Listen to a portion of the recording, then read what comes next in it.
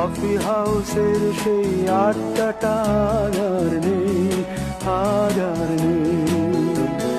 কোথায় হারিয়ে গেল সোনালি বিকেলগুলো সেই আর নেই। লা লা লা লা লা লা লা লা লা লা লা লা লা।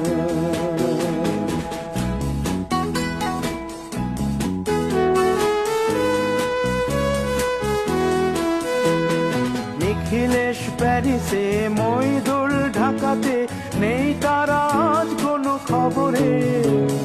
গ্র্যান্ডের গিটারিস্ট গোয়ানিজ ডিসুজা ঘুমিয়ে আছে যে আজ কবরে।